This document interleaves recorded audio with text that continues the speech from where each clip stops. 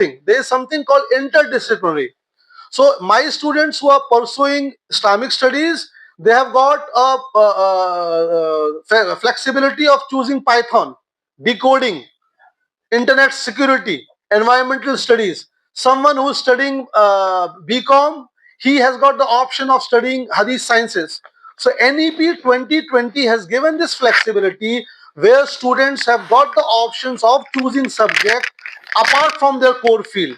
So while listening to your idea, as you said, uh, someone who is translating a manuscript, they should have a knowledge of language, of course, but also he needs to know the context.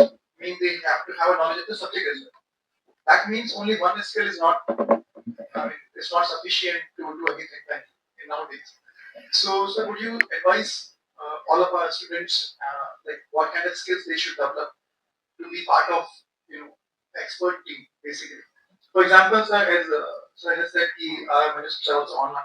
So they have been scanned. OCR format is there. So they should also know the digital awareness. They should have a, you know, one more, sir, there are two-part question. One more part which I'm trying to say is the history kids are not really interested to go to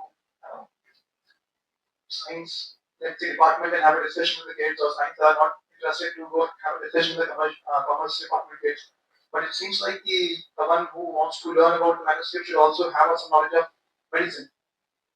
So there are multiple fields, so there should be some courses, or is there any courses in a university that also allows them to have come together and have a discussion or something like that?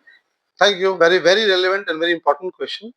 The first thing is, the first answer is, as a student of manuscriptology, we should know what are the major centers in India. We have got collections of manuscript. Salarjung Museum, for example, Hyderabad, Salarjung Museum is there. Andhra Pradesh Oriental Research Library, I have been there, I have taken manuscript of there, I have translating it. State Central Library. Chennai, you have got library.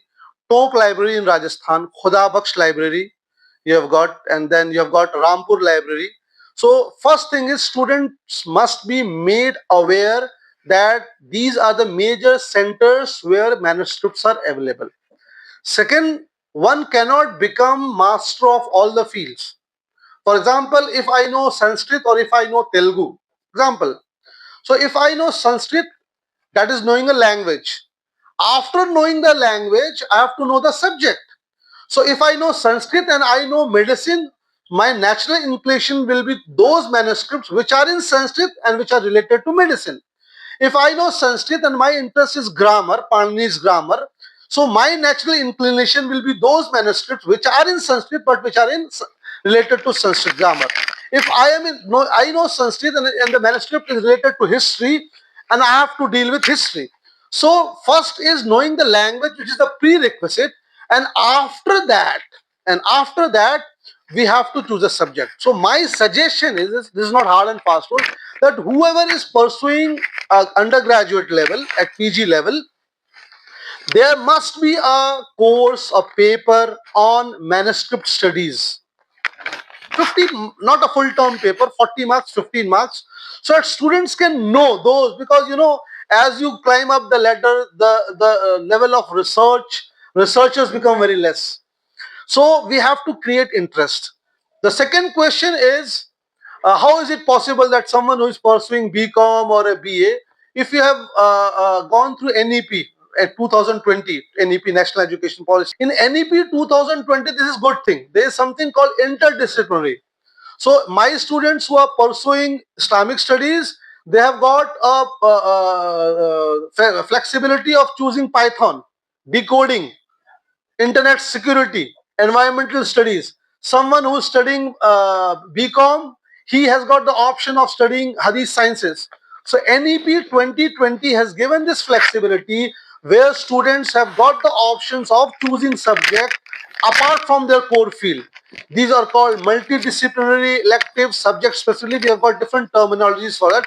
And suppose the college where you are pursuing this is not available, there is something called MOOC. जो बच्चे हैं MOOC, there is something called MOOC courses. You can join MOOC courses. A lot of courses are there. You can do that finish that, earn 2 credit, give it to your examination section that I was interested in this particular course. It was not available in my college, so I have opted through MOOCs, and that university is bound as per UGC rule to give you credit for that. So NEP 2020 has removed that hurdle. Thank you so much.